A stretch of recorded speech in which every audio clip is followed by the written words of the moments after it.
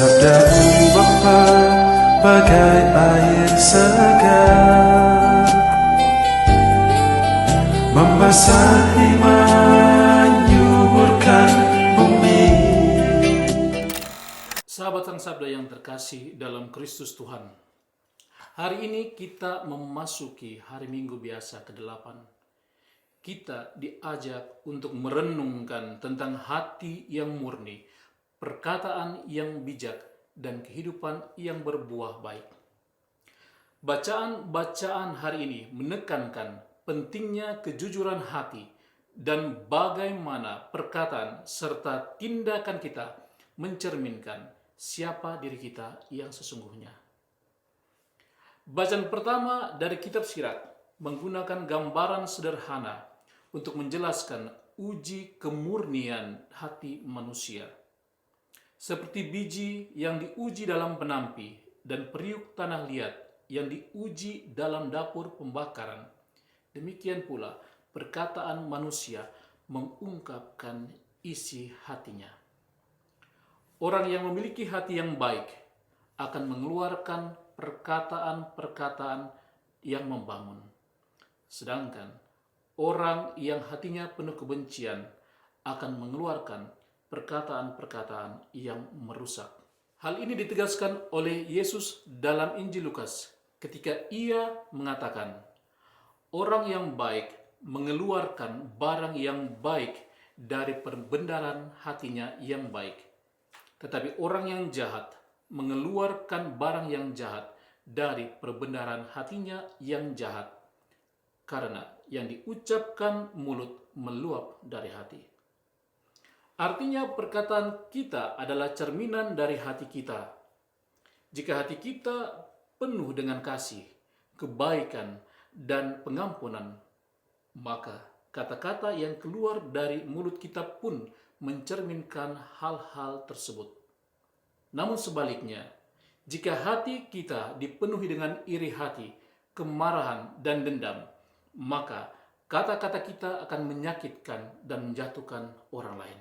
Dalam Injil hari ini pula, Yesus juga memberi perumpamaan tentang orang buta yang menuntun orang buta, serta balok di mata sendiri sebelum melihat selumbar di mata saudara kita.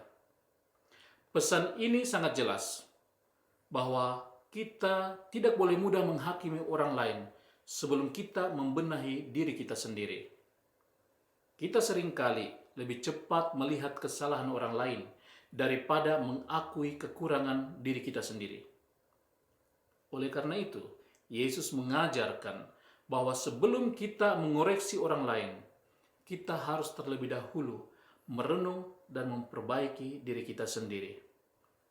Ini adalah panggilan bagi kita semua untuk hidup dalam kerendahan hati dan tidak mudah menilai sesama tanpa mengintrospeksi diri terlebih dahulu. Dalam bacaan kedua, surat pertama Rasul Santo Paulus kepada jemaat di Korintus berbicara tentang kemenangan atas dosa dan kematian melalui Kristus. Ia menegaskan bahwa kita harus tetap teguh dan tidak goyah dalam iman, serta terus melimpah dalam pekerjaan Tuhan. Paulus mengingatkan kita bahwa hidup sebagai murid Kristus bukan hanya tentang berkata-kata, tetapi juga tentang berbuah dalam perbuatan-perbuatan. Yesus dalam Injil berkata, tidak ada pohon yang baik yang menghasilkan buah yang tidak baik. Ini berarti iman yang sejati harus tercermin dalam tindakan nyata, dalam kasih, dalam pelayanan, dan dalam kesaksian hidup kita. Sahabat Sang Sabda yang terkasih dalam Kristus Tuhan, dari bacaan hari ini kita bisa menarik beberapa pelajaran penting yang dapat kita terapkan dalam kehidupan kita sehari-hari. Pertama, menjaga hati agar tetap murni. Hati yang dipenuhi dengan kasih akan menghasilkan perbuatan yang membangun dan tindakan-tindakan yang baik. Yang kedua, menghindari sikap suka menghakimi orang lain. Sebelum menilai kesalahan orang lain, adalah baiknya kita memeriksa terlebih dahulu diri kita sendiri. Yang ketiga, iman harus diwujudkan dalam perbuatan. Jangan hanya berhenti pada kata-kata, tetapi hiduplah sesuai dengan nilai-nilai Kristiani yang kita imani. Dan yang terakhir, tetap teguh dalam iman dan jangan mudah goyah.